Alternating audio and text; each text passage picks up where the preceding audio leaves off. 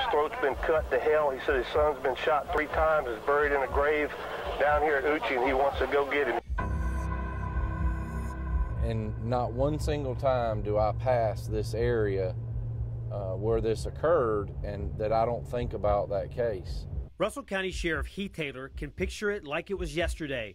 This major thoroughfare, Highway 431, was all dirt.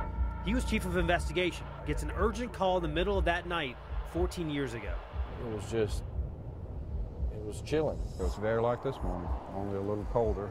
Kenny Davis, Russell County District Attorney then and now, joined us on our trip back to the crime scene. He crawls out and walks. The sheriff's first time back here since the murder. You got your throat cut from ear to ear, and you're crawling and walking a quarter mile, bleeding the whole way. Real quick, what's your name? What's your name? Butch. Butch what? Boyer. The way his throat was, I was surprised he could talk. That was the witness who found him. And on February 18th, 2002, D.A. Davis knew that Forrest Butch Boyer had his throat slit and had crawled to the road for help while his 12-year-old son Brett was dead next to the makeshift grave dug for them by the killers, both arrested quickly. Jimmy Brooks told investigator Taylor that Michael Carruth was the mastermind.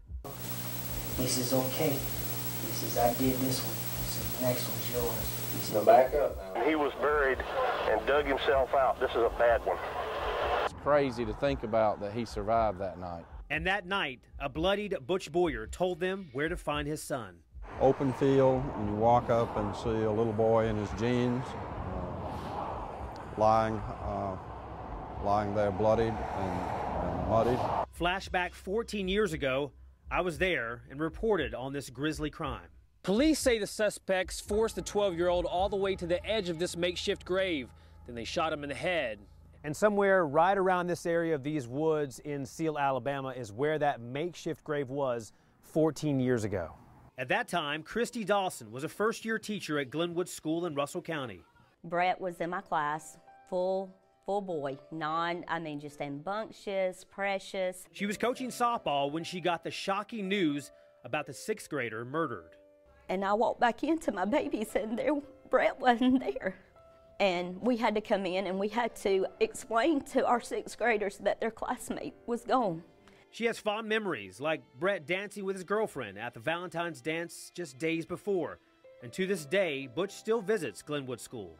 Butch comes every December and brings me a check. I think it's healing for all of us, and we love to see him come by and for us to know that he's doing well. It does good for him to see that we still remember Brett. With a picture and a plaque in memory of Brett Boyer that reads in part, "The light in his face will forever shine on ours. His spirit will always live with us."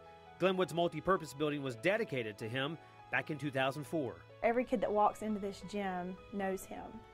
It has been a phenomenal way to keep his memory alive, and so much of what goes on in this gym can be attributed to his father, Butch, who comes back every year to visit us, and he walks the hallways where Brett walks. He always talks about his son and the things that he wished he could have done and had grown up and watched him do. Plays that we do, our choral presentations. Butch's contributions have gone towards scholarships and mainly towards what some call Brett's Gym, where this 6th grader's class eventually graduated with an empty chair, rose, and gown on stage for the boy that would have now been 26 years old.